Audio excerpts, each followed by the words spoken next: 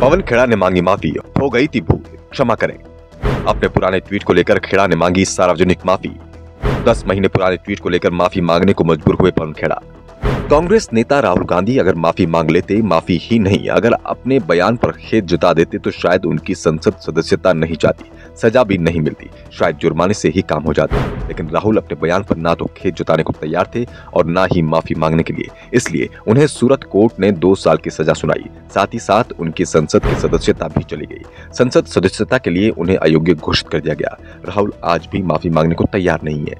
राहुल गांधी ने तो माफी नहीं मांगी, लेकिन इसका असर अब कांग्रेस के दूसरे नेताओं पर भी दिखाई देने लगा है।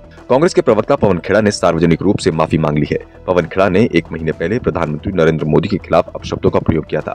प्रधानमंत्री नरेंद्र मोदी का नाम गलत तरीके से लिया था, जिस कारण से उनके खिलाफ असम और उत्तर प्रदेश में मामले दर्ज किए गए थे। वैसे खेड़ा ने तुरंत ही अपनी गलती को सही करने की कोशिश की थी, लेकिन खेड़ा ने इस मामले को लेकर अब माफी नहीं मांगी।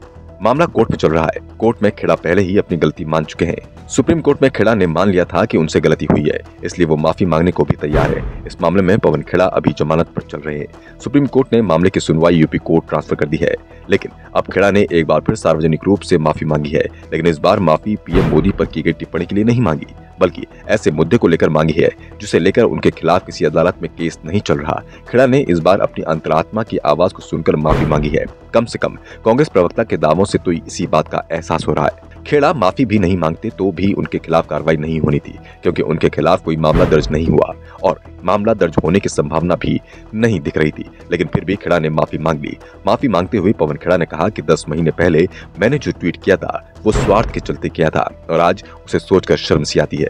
राहुल गांधी की तपस्या को देखता हूं तो लगता है कि हकीकत में मैंने तपस्या की ही नहीं थी, बल्कि स्वार्थवश काम किया। अब राहुल गांधी से प्रेरणा लेते हुए मुझे अपनी गलती का एहसास हो रहा है। खेड़ा ने कहा कि सत्ता से दूर रहकर भी राहुल गांधी तपस्या कर रहे हैं। दरअसल पवन खेड़ा को जब राज्यसभा का टिकट नहीं मिला था तो उन्होंने ट्वीट कर कहा था, शायद मेरी तपस्या में कोई कमी रह गई। कांग्रेस प्रवक्ता ने कहा कि मैं राहुल गांधी को देखता हूं, उन्होंने अपनी सत्ता त्याग दी, लेकिन तपस्या जारी है। इससे बड़ी तपस्या और क्या हो सकती है। पवन खेड़ा ने कहा कि मैं अपनी पार्टी और पार्टी नेतृत्व से अपनी गलती के लिए माफी मांगता हूँ। पवन खेड़ा ने पिछले साल 29 मई को ये ट्वीट किया था। कांग्रेस ने राज्यसभा के उम्मीदवारों की सूची में पवन खेड़ा का नाम शामिल नहीं किया था, जिससे वो नाराज हो गए थे। बाद में कांग्रेस ने उन्हें राष्ट्रीय प्रवक्ता बनाकर नाराजगी दूर करने की कोशिश की। पवन खेड़ा राहुल गांधी के साथ चलने वाले भारत यात्रियों में शामिल थे। खेड़ा ने कहा, मैं आज आप सभी से माफी मांगता हूँ। मुझे राहुल गांधी और प्रियंका जी से प्रेरणा मिली है। यह आवाज उठाने का समय है और लड़ने का समय है। सत्ता मिले या ना मिले अलग बात है, लेकिन हम लड़ेंगे और जीत हासिल करेंगे।